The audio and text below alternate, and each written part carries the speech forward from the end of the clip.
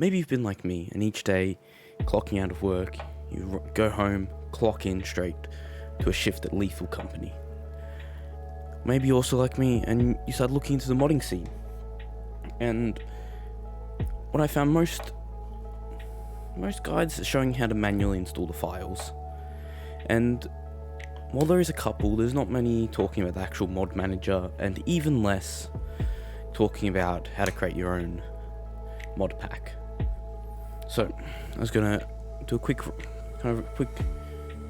guide and run through that. Just a warning: the mod manager is using the Thunderstore app, which is on the Overwolf launcher, which can be a bit of a resource hog. So I recommend making sure you have it disabled as a startup app, so it isn't running when you don't need to. You can also obviously manually download and install the mods into your into the game file, but there's plenty of guides I found for to do that. In the description, I'm going to have the link, or you can just Google it, for the Thunderstore mod manager. It can be found on the thunderstore.io website. Up at the top, there's a Get App button, which will download the exe for it. Clicking on that, you will get the installation wizard. Go through it as if every other installation wizard. I can't show it because I've already got it installed on my computer. So once it's installed, you open up to your Thunderstore app. It'll prompt you to select the game. From here, you can search for Lethal Company.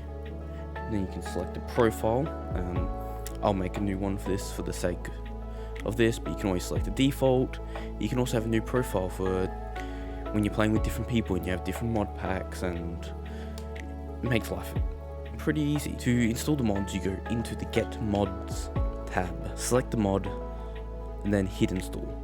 For this demonstration, I will be installing More Company, which just allows for bigger lobby sizes. You hit download, and it will download this and any dependencies based on this. So whatever modding API uses, it will also grab that. When it's installed, it'll show up in your mods tab.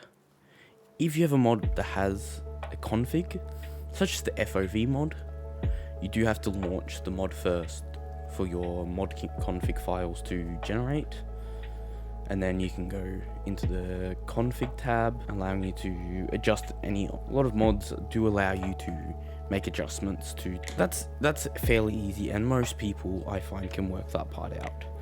What's getting a bit tricky is when you want, like me, you run into the issue of one person has a different mod version, or they have another mod that uses a different API, or two mods are incompatible, and it's always, doesn't allow you to just get on and start playing. So we're going to teach you how to make your own mod pack. So the basics of this is you're going to need to create on your computer 3 different types of files. I'm using Visual Studio Code to write these, but you can just use Notepad or Notepad++. Or the first file you're going to need is the manifest file. This is where you're going to put the names and versions and description of your mod pack, and names of the mods you have inside of it. To get this is really easy. You can just go into the Thunderstore app, download all the mods you want in this mod pack, go into settings, go to the tab mod packs, and go to show dependency strings, and then just copy that whole list. Next thing is you're going to go into a new text file.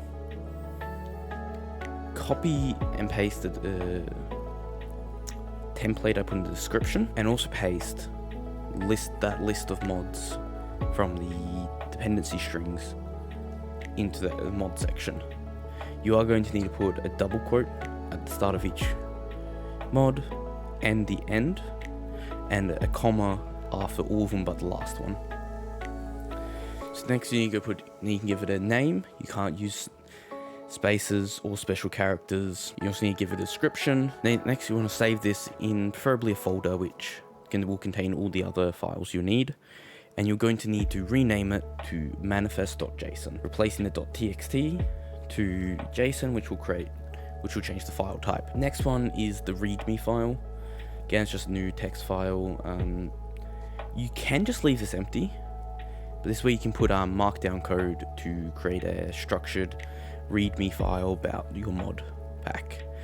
Now the store page has a very good kind of test preview for markdown code. I'll put that link, and I'll also put a website with basic syntax for markdown code if you wish to get involved with that. If you've ever done HTML code, you'll be fine. Next thing, save it, rename the .txt to .md for markdown, so it should be readme.md. Okay, the last one is an icon.png. This can be any PNG file, and it's to be the icon from the mod pack in the kind of the list of mods, but it does have to be in a 256 by 256 resolution. You can use Photoshop or any other photo editor. There's a bunch of online photo editors that I used to use before I got my own, before I paid for one. So you just need to find a PNG you want, resize it.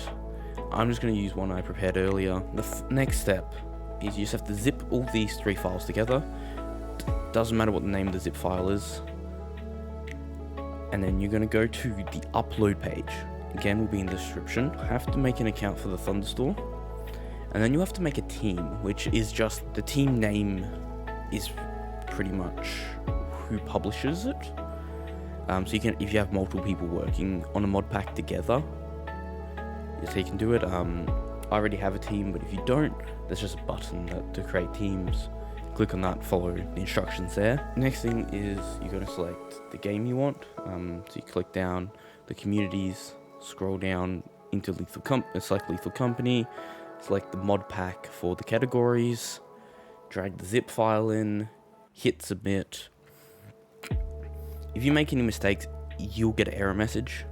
I think I got a few error messages about the name of mine because it was taken, or because I didn't have spaces. I did have spaces and you couldn't have spaces, and that's done. And then if you ever want to make updates to the mods, so the updates to the versions or new mods, just go back into that JSON file, make the changes. So you just replace the old versions with the new versions, add whatever, rezip it all and re-upload it. You can update the .readme to have like a version history if you want, but it's really quite simple. I hope that helps someone. Thanks for stopping by my little corner of the internet. Till next time.